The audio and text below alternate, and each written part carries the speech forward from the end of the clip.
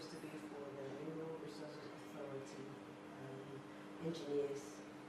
The competency-based assessment is the new assessment process that is now endorsed by the board of IPNG and the PURB, which is the Professional Engineers Registration Board, that this is the new form of registration for all engineers in Papua New Guinea. Therefore, because it's a new process, we're now doing the awareness to all our engineers who are not aware of what CBA is and what to do through application forms. So we are doing CBA awareness workshops now to all our engineers in Port Moresby at the moment, and it can be rolled out to the other provinces. Let's start with the awareness workshop slides now. Okay, overview, what to expect this afternoon. Session 1 will have a bit of a background on myself, the presenter, why the CBA awareness, the CBA application administration. Session 2 will focus on Form CA03, which is the self-review form, and then emphasis on the required 12 elements under the competency-based assessment. And we have an example of work sample. We'll talk about that as we go through this.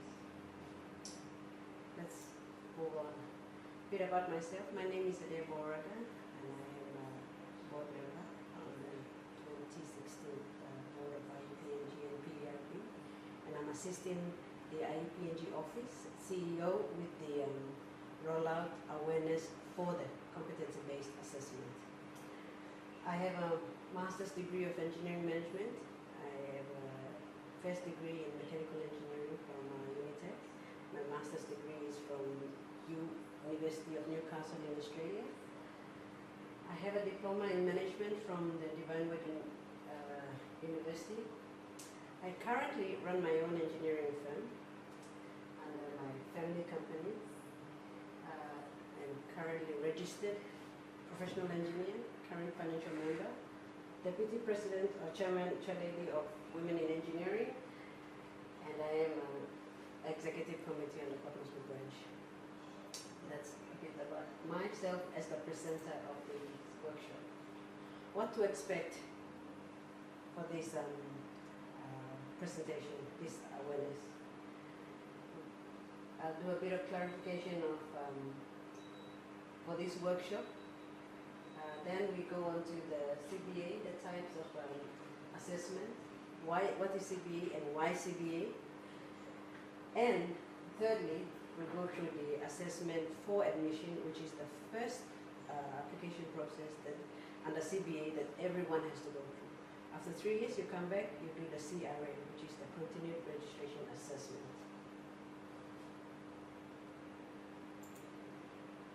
Okay. CBA, as I said earlier in my introduction, is now a requirement for any engineer working in Papua New Guinea to register. You have to do a competency-based assessment, which is CBA. This is now the current preferred registration form as endorsed and approved by the board of PERB, which is the Professional Engineers Registration Board, and IEPNG board. This is a workshop, awareness workshop. It's not a training. I'm not an assessor. I'm not accredited assessor as yet, but I can conduct. We can conduct this awareness. What is CBA? CBA is the competency-based assessment adopted from IE Australia and IPENS, Institution of Engineers, New Zealand. And it has been approved through the FIA, which is the Federation of Engineering Institution of Asia Pacific, and they have mandated IEOs and IPENS to assist in Singapore, Institution of Engineers Singapore, to assist IPNG rollout CBA. So we've adopted, IPNG has adopted the competency-based elements from IEOs and IPANs put together. Why IPNG has chosen these? To benchmark against the world standards. Washington Accord, Sydney Accord, and the Dublin Accord. These are accepted world standards, and we want our engineers to be competent and to be seen as competent. Whether you work in PNG, you get a degree from Unitec or not, you should be able to work in Australia, work in America, work everywhere if you go through the CBA. The types of CBA assessments, we have the assessment for admission, AFA, or the continued registration assessment, the CRA. To roll out, everyone will have to do the AFA. On your handouts, if you have a handout, normally when we're doing this, the IPNG gives you a handout. There's a checklist of AFA. Refer to the form CA01 to CA06, all in your handouts, and in the soft CD or flash drive that's given that contains all this information for you. You have a competence assessment, evidence list in your CBA resources handouts, and the soft copies that will be given to you. Required forms under AFA, CA01, Form CA01, Form CA03, which is highlighted because we will concentrate on that form. Form CA04 is your work history or your CV, and you fill in that form. Form CA05 is your continued professional development courses that you attend, training, anything at all that you attend that adds to your continued professional development, you fill in this form. CA06 is your referee's form. Get people who will say good things about you, who will help you get you assessed properly. Don't get people who don't, who are not going to say good things about you. And evaluate your work. Let's move on.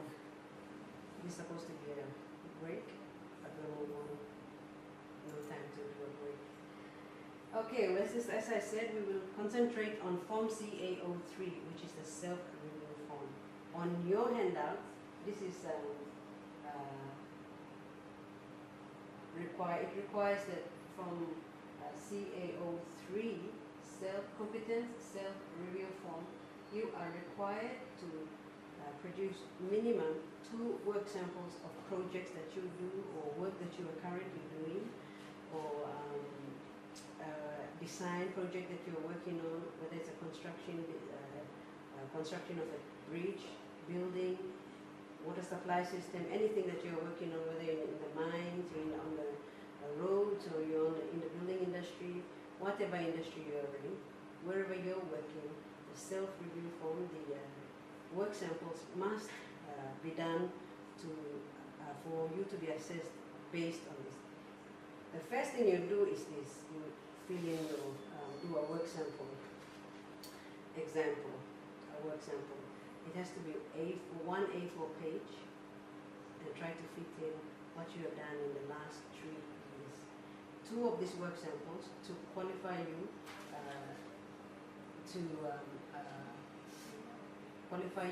for the 12 elements that you are required to be assessed against. The other important document that you will need is the Code of Ethics, as well as your IPNG Constitution and the PRB Act. Every engineer in Papua New Guinea should have these 3 documents, and they are included in your CD that's given out, or the flash drive that you have. So I chose 3 different examples of 3 different work samples that I want to do. One is a community health project community health post project. I designed a construction for 72 dormitory, female dormitory that I did with PAU, and here there's a consultancy project on the development of PNG's energy efficiency plan with the World Bank. As a consulting project. You choose whatever it is that you're working on, and these are just examples of what you can write. You're only required to do 2 work samples. I chose to do 3 because because I think that those three will help me explain the 12 elements together. There are 12 required elements of the CBA, of competence. Every engineer must show that you are competent in 1, your knowledge, your engineering knowledge, 2, your local knowledge, meaning that the PNG environment, the laws of the country, the framework, the policies of the country, wherever you're working, you must know where you're working, where the engineering knowledge is applicable to the particular. And this is a hiccup for most of our overseas engineers, but we can help them get over this particular one. Number 3 is your ability to analyze problems, your ability to design. Number 4, design or develop solutions, decision making, management, risk management, ethical conduct. That's why your code of ethics is important. Recognizing foreseeable effects, communication, maintaining currency is not the key, it's how you are doing in your continued professional development. Are you up to date with the current standards? What is new on the market, the current technology, and your ability to make a judgment. These 12 elements are very easy. I am very confident that every engineering company works with these 12 elements. I'd be surprised if none of you have not heard of any of these 12 elements. Our job in these work examples, when you're writing your work sample, out of this work sample is supposed to show that these 12 elements are catered in these work samples. The work sample, the requirement for the work sample is you must write it in the first person genre, meaning that you write as I did this. For example, in my work sample, I said that this is a design project and I am involved as the building services mechanical engineer, subcontracted. So I am involved. That's the language. Not this is my company was engaged. No, not like that. I am involved. That's the language that the assessors are looking for. And your part in that particular project, what did you do in that? So your language should be, I designed this using first principles, or I supervised the road and I found that there was a defect and I recommended. That's the language that you're supposed to speak when you are writing, for example. I know it's going to be a bit of hard, but because engineers are trained to write reports, not storytell. This is a storytelling format that they want us to do. So this is going to be the bit of a hiccup for all our engineers, but it can be done. Let's go through the 12 elements. First one, knowledge. Knowledge, and because people see the whole thing and they think that it's just from reading the comprehend and apply knowledge of acceptable principle and understanding a widely applied good practice for professional engineering, and then they get scared of it. But if you see the forms, you have to see what's on the side here. It says that for knowledge, do you have a degree that is Washington Accord accredited? At this point in time, as I am speaking, Unitech is not accredited under the Washington Accord. So every one of us who came through Unitech will not get a tick off on this one. But if you see the other elements here, identify, comprehend, and apply appropriate engineering knowledge, seek advice when necessary, read literature. So under the CBA, you are only required to have one of these ticked off. So let me go through the form.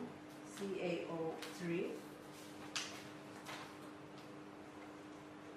Form CAO3 is where this self-review form comes in.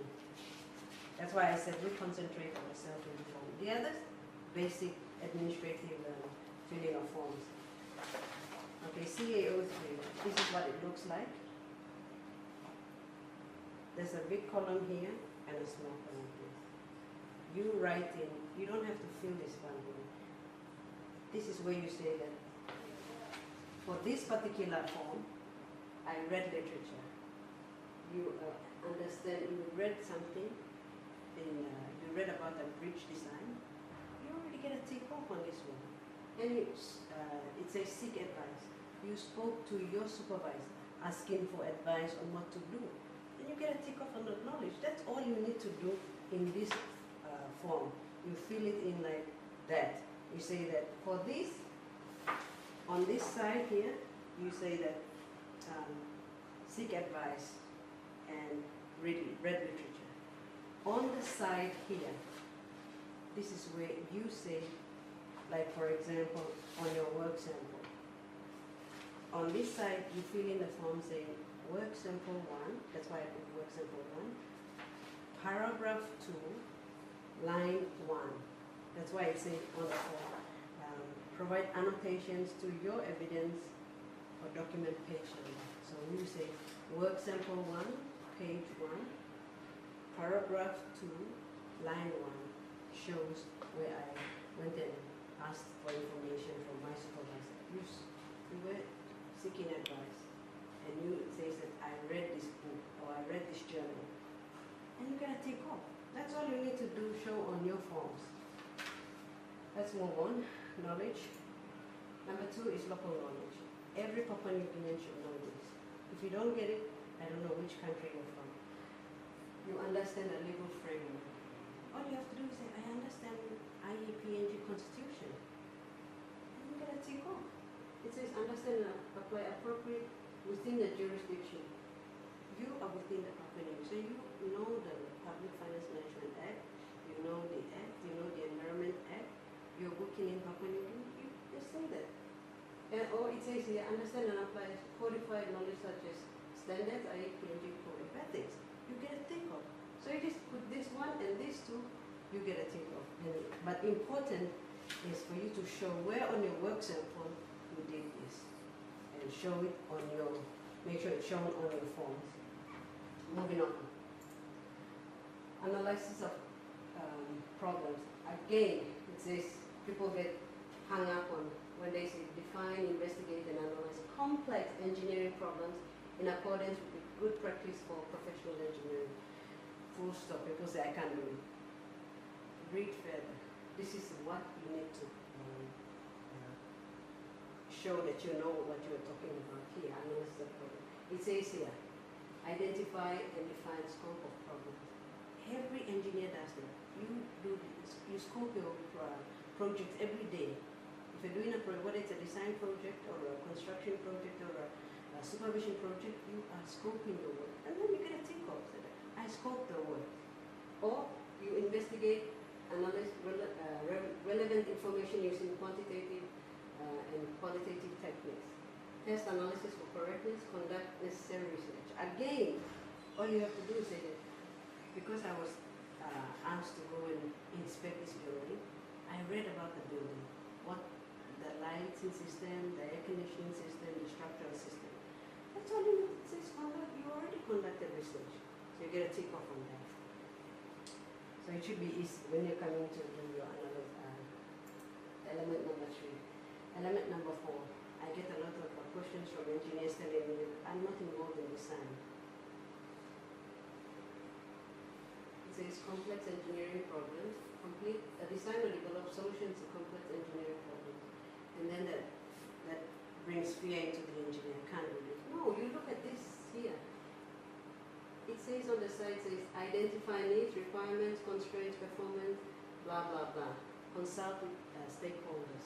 Evaluate and options, select. The first thing you go for is you look for the easiest one.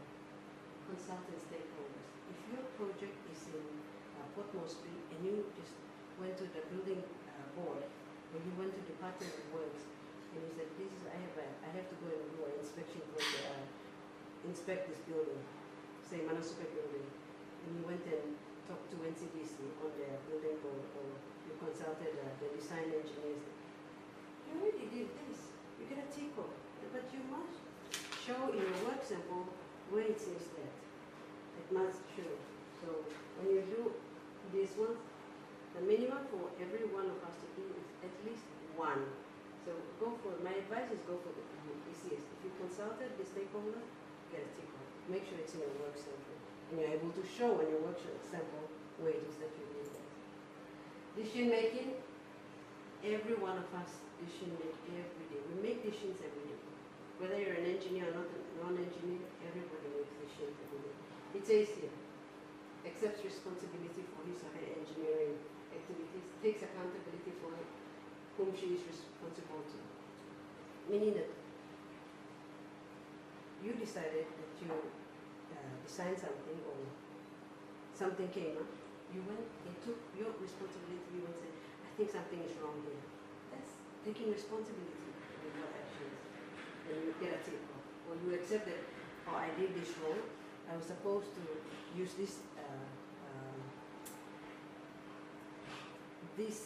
standard, but I thought that this would apply. You're accepting responsibility for your engineering activity. You get a tick. You made a decision. What they're looking for is, did you make a decision? That's all we need to show. Number 6, management. A lot of the project engineers tell me that I'm not in management. Well, how can I get past this? It says planning, scheduling, organizing. Those of you who are doing project software, you're already planning, you're already scheduling on your project schedule on your Microsoft project. You're already doing this, get a tick off on that. Or you apply, or you manage conflicting demands, or your resources include. When you're doing a budget for your project, you're already doing a management for them. Next, let's move on. Number 7, risk management. Again, a lot of people say, I have no idea what risk management is. You do it every day, listen. If you have a project, if you put in, say, for example, my project, I'm putting a septic toilet out at Alota, and I know that there's high water table there. There's a risk I'm taking. So it says here, identify risk with impact on people, property, and the environment. I already identified that the high water table is a risk. Putting a septic tank in that high water table, it's already a risk, but I'm taking it anyway. So what appropriate safety thing am I putting into place? As I put a clamp on it, so when the king tide comes in, the septic tank doesn't float away. Or what type of thing? You're doing that already. You're managing the risk. You identify the risk, you're managing it. You get tick off on 2 already. As long as it's in your work sample, I keep emphasizing the work sample because that's the most important document in this whole process. Ethical conduct, that's where your code of ethics comes in. If you don't know your code of ethics, I am sorry, you will not get a tick off on this one. It says here, immediately it says, understand our code of ethics. That's why it's on your flash drives or on the CD that's given to you. If you read it, you say, I know my code of conduct, code of ethics. You get a tick off already. You've seen this, I read through my code of ethics, write it in, as long as it's written there, and you are able to show where it is on your phone. Recognizing foreseeable effects. Every one of us, if you're an engineer, you do this. Before building a septic toilet out at Alota, I have to see the foreseeable effects, meaning that I know that there's a high water table there, king tides coming, they're prone to cyclone, all those things happen. That's foreseeable, being able to know what happens already there. And you design appropriately or you conduct your project appropriately. It's easier. Takes into account possible social, cultural, and environment impacts and consults where appropriate. Again, I go back to a septic toilet at Alota. Well, if I'm putting a septic toilet up in the highlands, I know that there's tribal wars happening. How can I do it in a way that the tank, when the tribal war is happening, the tank is not carried away? Those are the things that I have to see, foreseeable effects. Everybody does it, all engineers do this. Whether you're going to do a supervision project, even in your office, you foresee things and you do your project appropriately. Communication. If you don't get this, I will be surprised. I will be shocked in actual fact. Engineers communicate all the time. By talking, sending an email, you're communicating. Writing a report, you're communicating. Doing your drawings, you're communicating. It's a tick on this one here. Maintaining currency, as I said, it's not the PNG Kina that you maintain. Are you going to the IUPNG conducted trainings from IUPNG, or are you going to conferences? This upcoming conference for the engineers conference, you get ticked on this one for attending the conference. So, or you attended the AGM where there is a talk, or when the Port Moresby branch is putting a talk on, you attended. It's maintaining, because you get updated on what is happening currently. Or training, mentoring programs.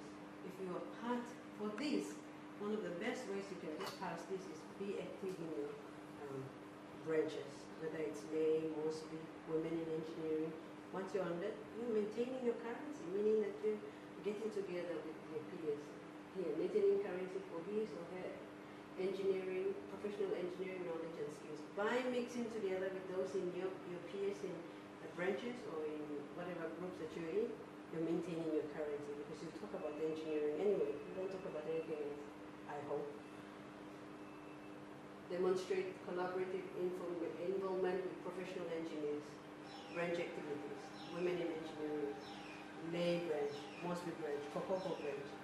You get a take off quickly on this one. The final one is judgment. Again, engineers must show that judgment is part of our work. We do judgment all the time, just like we do management. We make judgments all the time. Because we always have an alternative. If you're building the bridge, what is the alternative? Do you build a steel bridge, or wooden bridge, or concrete bridge? What is the alternative? You're already doing this, pulling a judgment. In my case, a septic tank. Is it a concrete septic tank or a poly tank? It's already judgment is exercised there. And your peers recognize your ability to exercise sound professional engineering judgment, your ability to choose between the best options. We do this all the time. Every day you go into your workstation, whether you're in an office or you're out on the road or you're doing a project supervision, you do sound judgment all the time. So there should be no problem for engineers to fill this form CA03. This is the, I emphasize on this because this is the hardest one of all. All the other information that are required in the other forms, you should be able to fill and put in without any problems. So we go back to that my work sample that I showed, the community health home study, which I did with the Department of Health, the rural land. So points to consider from this. In Form CA, how can you structure the practice area? I completely forgot to say that. Your practice area is important. Although I'm a graduate mechanical engineer, I am full-time doing my current practice area is building services engineering. Putting water supply to a building or putting sanitation, toilets to a building, and making sure if it's in the city or wherever they want, they put air conditioning. That's my job to do, put air conditioning into the building. I design. If they want me to project supervise because they're complying to the design, that's where my practice area is. So if I were to say my practice area is I am a building services engineer designing water reticulation and sewage reticulation into a building. That's my practice area currently. Okay, make sure you know who is the best referee for that particular project. You could be a mechanical engineer, but you work with a structural engineer and an electrical engineer. They are your best referees because they will know what you did on this project. Sometimes for the junior engineers, the best referee is your supervisor. For some management, people who are in top management, they tell me, who's going to be my referee? Go to somebody, your peer. If you're a CEO of or Secretary of Department of Works, go to the Secretary for Department of Transport and ask him to do a referee for you. You work together in the same industry, but you're in the same okay? For this particular one, if you read through it, how many of the 12 elements I've already answered here? Just from the top of my head, I think I answered 12. So all I need is another work sample to answer another 6. And that, those are adequately required. I would adequately qualify to fill in these forms clearly. All I have to do is make sure that I show where these 12 elements are shown in my work sample. That's the critical part of this whole process. Okay, I keep saying practice, practice, practice. Most important, the first place to start is do a work sample. This is the 5th draft. It will take you a long time to write your drafts because you have to think of how you're going to write it. Write it, my advice is write it in a way, if you write it and you give it to your parent, so your husband who's not an engineer, or your wife who's not an engineer, if they understand from reading it and say, oh, I understand what you are doing, you have the highest chance of qualifying for this thing. Start with, think seriously about what you are doing. Start with Form CA03. Fill in your, do your work sample, write it as concisely and don't write in a hard engineering language. We're not asking for a report here, we're asking for your work sample, something that you do. Even if you have oldest children, teenage son or teenage daughter, and if you give it to them and they read it and they understand it, then you have the fair chance of, don't think of, yes, it's going to be assessed by an engineer, but you must think that they have so many work samples to go through. What they're looking for is your ability to tell them a story about yourself. They got no time to go through every detail that you write. No, they just want to, just from skimming through, they understand what you're doing. That's what we are looking for. That's what IPNG or the exercise is looking for here. Fill out your forms, review your application, seek help if necessary. If you want my help, go through the IPNG office, through the member services desk. They will point you to sit the girls at the office or CEO. They have ready to help you. Or any executive for whether it's automotive branch or marine engineering, we're here to help one another. Finally, CBA now, the requirement for our registration now requires us to fill in forms. In this case, there are 6 forms, but for the AFA, application for assessment for admission is 1, CA01, CA03, CA04, A05, and A06. The CRA is after 3 years, you come back, you fill in Form CA02, 3, 4, 5, 6. So Form CA01 no longer applies after 3 years. And your practice area could change. I'm a mechanical engineer. I have changed to building services engineering. I could move on to road transportation engineering. Complete change of environment, complete change of practice, and after 3 years. That's why we're going through this competency thing. We want to see if our engineers are competent in what they are currently doing. Again, if you need help in any steps, please feel free to get in touch with the IEPNG, the member services desk, and then they will point, if you need my help, they can point out to me to you, and then we can communicate and help one another. Thank you.